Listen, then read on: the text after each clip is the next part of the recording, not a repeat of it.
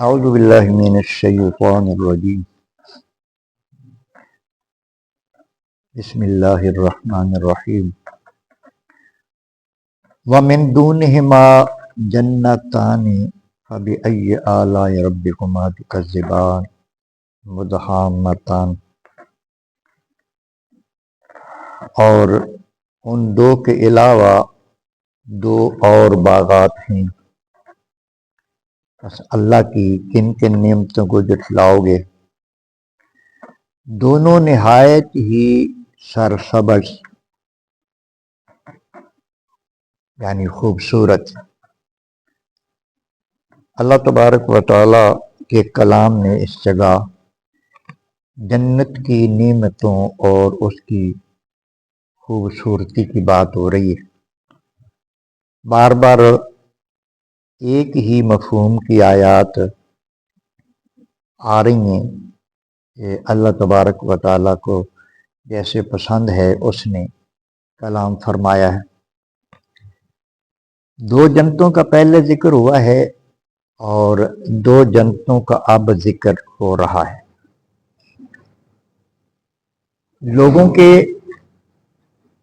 لوگوں کے مراتب اور درجات بھی مختلف ہوں گے، اس طرح مقامات کے درجات بھی حسب مراتب ہوں گے۔ حدیث کی روح سے پہلے جو جن دو جنتوں کا ذکر ہوا ہے، کہ دوسرے نمبر پہ دو جنتوں کا ذکر ہوا ہے، پہلی جنتیں اعلیٰ قسم کی، یعنی اس کی ہر چیز سونے کی ہوگی، اس کے در و دیوار اور اس کے برتن وغیرہ سونے کے ہوں گے، اور وہ ابرار کے لیے ہوں گے، یعنی انبیاء علیہ الصلوۃ والسلام، شہداء کے لیے، صدیقین کے لیے، اور پھر اس کے جو کم درجے کے لوگ ہیں، یہ دو جنتیں جو ہیں نا، یہ ان کے لیے ہوں گی، جس کے در و دیوار چاندی کے ہوں گے، برتن وغیرہ اس طرح چاندی کے ہوں گے۔ تو اور اس میں جو باغات ہوں گے وہ سرسبز ہوں گے، اور ان کا سبزہ بھی بہت خوبصورت ہوگا۔ فیہما عینان نضاختان، دو چشمے ہوں گے جو ابل رہے ہوں گے، بے شمار چشمے ہوں گے، بے شمار باغات ہوں گے، یعنی ایک جو شخص کو ملے گی، یعنی جنت ملے گی، جو دو جنتوں کا ذکر ہے، ہر شخص کو دو جنتیں، ہر شخص کے لیے دو چشموں کا مطلب جو ہے نا ذکر ہو رہا ہے، تو اللہ تبارک و تعالیٰ فرما رہا ہے کہ ان کا پانی جو ہے وہ جوش مار رہا ہوگا۔ فیہما فاکہۃ ونخل ورمان، ان دونوں جنتوں میں میوے ہوں گے، اور وہ میوے کیا ہوں گے؟ وہ کھجوریں ہوں گی اور انار ہوں گے۔ اطباء بھی یہ فرماتے ہیں کہ یہ جو کھجور ہے، یہ اللہ تبارک و تعالیٰ نے اس کے اندر بے شمار نعمتیں رکھی ہے۔ کھجور کے اندر، اس کے اندر بڑی غذائیت بھی ہے، بڑی بیماریوں کا علاج ہے، اور انار بھی بہت ساری بیماریوں کا علاج ہے۔ تو یہ دو پھلوں کا بالخصوص ذکر کیا ہے، یہ وہاں ہوں گے، اور بڑے خوبصورت دیکھنے میں بھی، اور لذت میں بھی، اور صحت افزا بھی۔ پھر فرمایا فَبِأَيِّ آلَاءِ رَبِّكُمَا تُكَذِّبَانِ، کن کن نعمتوں کو جھلاؤ گے؟ فِيهِنَّ خَيْرَاتٌ حِسَانٌ، پھر ارشاد فرمایا کہ اس میں اچھی سیرت والیاں اور اچھی صورت والیاں بیویاں ہوں گی، یعنی حوریں ہوں گی جن کی شکل بھی بے مثال ہوگی،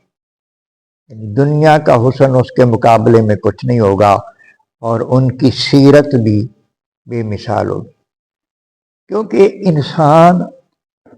مطلب مرد کے مقابلے میں جب عورت کا ذکر کیا جاتا ہے تو قرآن مجید میں بھی آتا ہے کہ تمہارے جوڑے اس لیے بنائے ہیں تاکہ تم ان سے سکون حاصل کرو، میاں بیوی یہ دونوں ایک دوسرے کے سکون کا باعث بنے، تو دونوں چیزیں صحیح ہوں سکون تبھی مل سکتا ہے۔ جیسے حدیث پاک میں آتا ہے، نبی کریم علیہ السلام نے ارشاد فرمایا کہ بیوی وہ اچھی ہے جسے مرد دیکھے تو خوش ہو جائے، اور اخلاق بھی اچھا ہو، صورت بھی اچھی ہو، یہ دونوں چیزیں صحیح ہوں سکون تب ہو سکتا ہے۔ اگر شکل اچھی ہو، ویسے منہ پھاٹو، بلا وجہ ہی لڑائی شروع کر دے تو سکون تو تباہ ہو جاتا ہے نا جس طرح۔ اس کی شکل بھی پھر جو ہے نا وہ اس کی زبان غالب آ جاتی شکل پر، پھر شکل بھی اچھی نہیں لگتی۔ اللہ تبارک و تعالیٰ نے جو نفسیات بندے کو عطا کی ہیں اس کے مطابق یہاں بات کی ہیں کہ ان کا حسن بھی بے مثال ہوگا اور ان کی سیرت بھی بے مثال، یعنی ان کے اخلاق بھی اتنے اچھے ہوں گے کہ ان کے اخلاق بھی کسی طرح انسان کے لیے تکلیف دہ نہیں۔ حور مقصورات فی الخیام، یہ حوریں پردہ دار خیموں میں، یہ بھی مرد کی نفسیات میں چیز شامل ہے کہ اپنی بیوی کے لیے اس کی یہ خواہش ہوتی ہے۔ انسان کی بات اور گدھوں کی بات نہیں ہوتی، ہاں جی، کہیں نو پردہ بھی بڑھتا ہے، ہاں جی، ہوں میں دوستہ بیلیاں کو جانا ہے کہ ان تیری خوبصورت ہوتی ہے انہیں نظر آنی چاہیے، لوگ آخر بھی ہاں جی بیوی دی بڑی خوبصورت ہے۔ یہ بھی جو